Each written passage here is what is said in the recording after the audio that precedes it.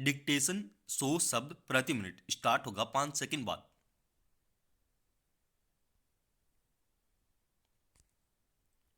Start.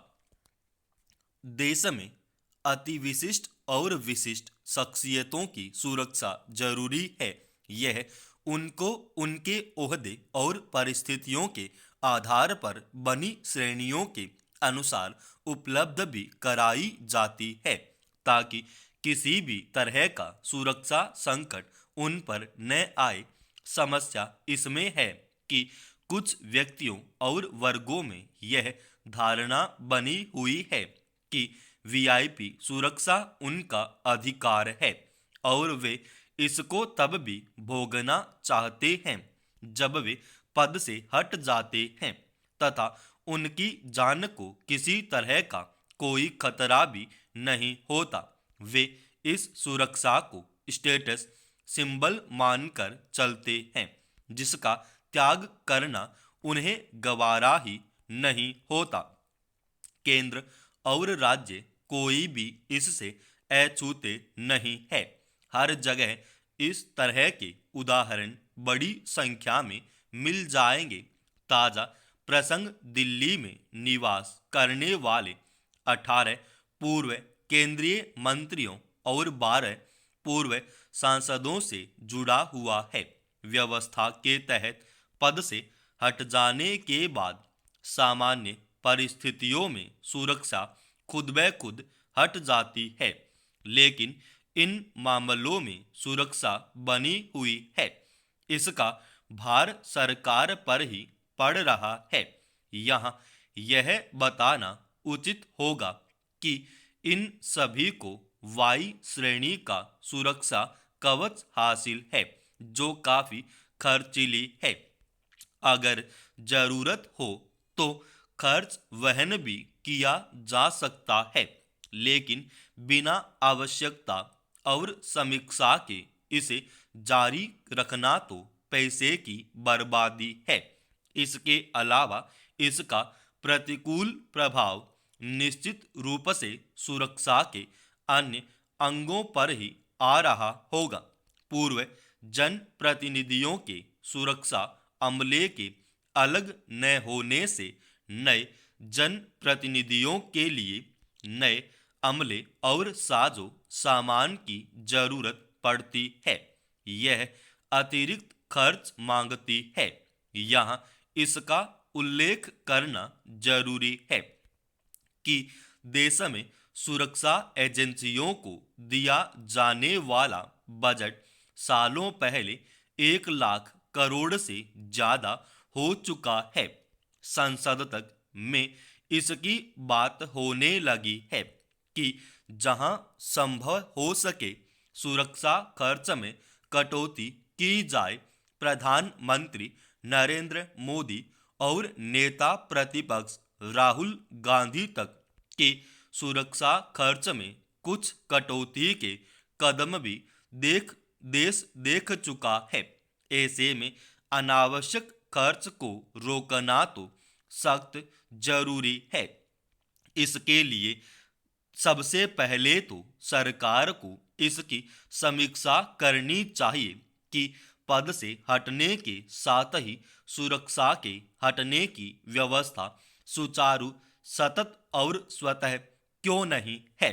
इस विलंब को तत्काल दूर कर देना चाहिए। किसी को भी इसे स्टेटस सिंबल की तरह काम में लेने की छूट नहीं दी जानी चाहिए।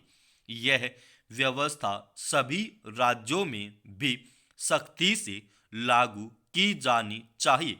एजेंसियां समीक्षा भी करें और किसी की ओर से मांग आए तो उस पर गंभीरतापूर्वक विचार कर जरूरी मामलों में सुरक्षा बहाल रखने का फैसला भी हो। लेकिन सामान्य परिस्थितियों में किसी तरह की उदारता और विलंब देश हित में नहीं है।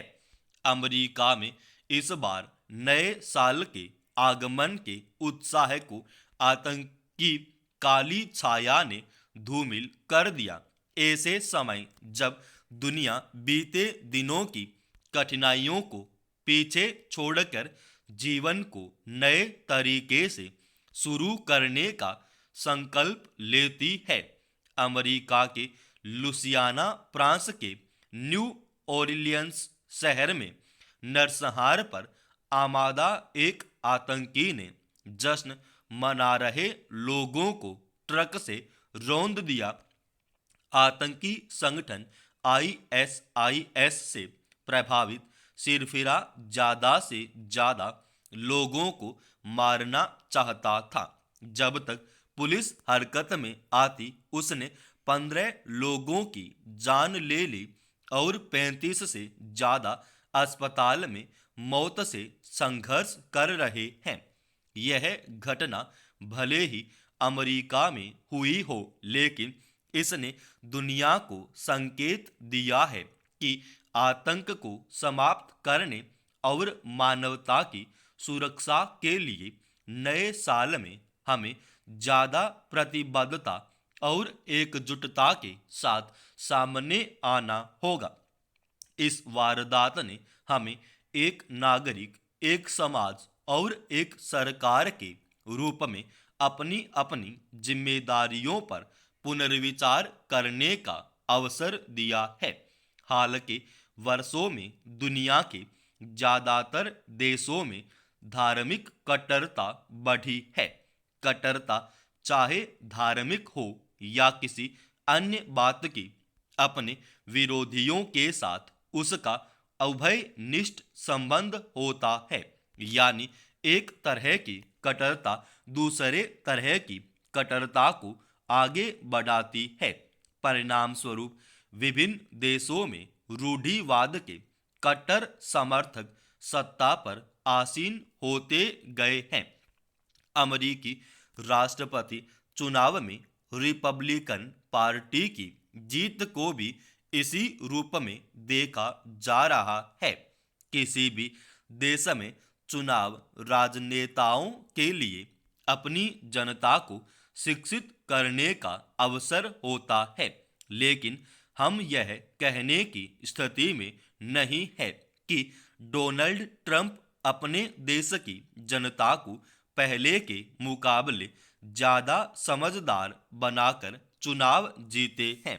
यही ऐसा हुआ होता तो 42 साल का पूर्व सैनिक शमसुद्दीन जब्बर, जिसने अपनी जान की परवाह न करते हुए अफगानिस्तान में अमेरिका की ओर से इस्लामिक कट्टरपंथियों का मुकाबला किया था, खुद इस्लामिक रूढ़िवादियों से प्रेरित होकर आतंकी नहीं बनता और ट्रक लेकर हिंसक पागलपन पर उतारू नहीं हो जाता।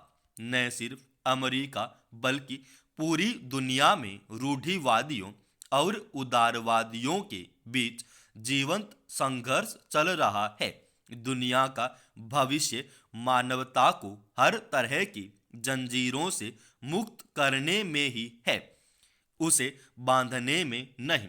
दरअसल समस्याओं का समाधान दूर नजर आता है तो अज्ञान का अंधकार हमें पीछे लौटने के लिए प्रेरित करता है। लेकिन हम उम्मीद कर सकते हैं कि आतंक के रास्ते से जीवन की समस्याओं का समाधान खोजने वालों को ज्ञान की रोशनी मिलेगी और वे अहिंसा के रास्ते पर आगे बढ़ेंगे। समाप्त। दोस्तों, रोजाना ऐसे ही एडवांस डिक्टेशन के लिए इस चैनल को आप अभी सब्सक्राइब कीजिएगा और आज के इस डिक्टेशन का पीडीएफ फाइल हमने हमारे Telegram channel study with RSP Swami पे डाल दिया है।